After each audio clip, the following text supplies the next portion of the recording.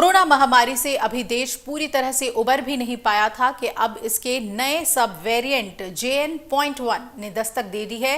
कोविड-19 के बढ़ते मामलों ने एक बार फिर से देश के माथे पर चिंता की लकीरें खींच दी हैं। कोरोना के नए वेरिएंट JN.1 के कुल 21 मामले अब सामने आ चुके हैं और धीरे धीरे ये बढ़ते जा रहे हैं। देश में कोरोना के JN.1 वेरिएंट के 21 मामले हैं। इनमें सबसे ज्यादा 19 मामले तो गोवा से सामने आए हैं। एक मामला केरल और एक महाराष्ट्र से भी सामने आया है। विश्व स्वास्थ्य संगठन ने JN.1 को वेरिएंट ऑफ इंटरेस्ट घोषित किया है।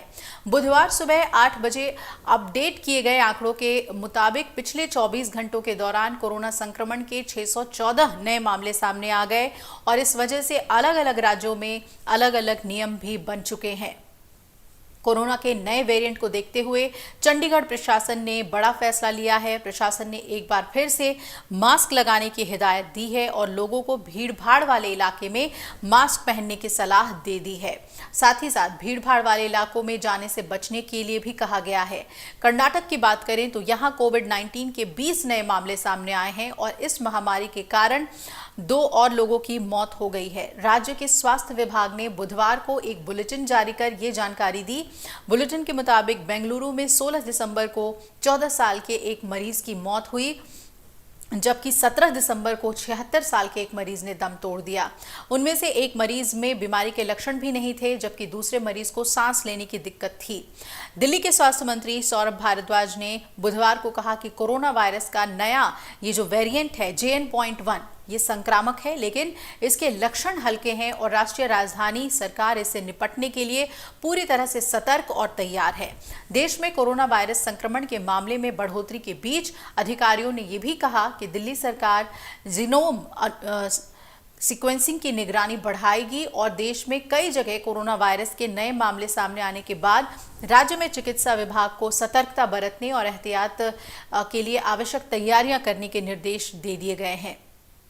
अधिकारियों ने बताया है कि जैसलमेर में कोरोना वायरस संक्रमण के 2 मामले सामने आए हैं और चिकित्सा और स्वास्थ्य विभाग के अतिरिक्त मुख्य सचिव शुभ्रा सिंह ने बुधवार को एक उच्च स्तरीय बैठक इससे जुड़ी हुई की और उन्होंने कोरोना प्रबंधन के लिए चिकित्सा शिक्षा आयुक्त शिव प्रसाद नकाती की अध्यक्षता में राज्य स्तरीय कमेटी गठित करते हुए ग्रेडेड रिस्पॉन्स सिस्टम यानी मामलों की संख्या के मुताबिक चिकित्सा सुविधाओं की उपलब्धता तैयार किए जाने के निर्देश दिए हैं, ताकि आवश्यकता होने पर रोगी को तत्काल आवश्यक चिकित्सा सुविधाएं मिल सके।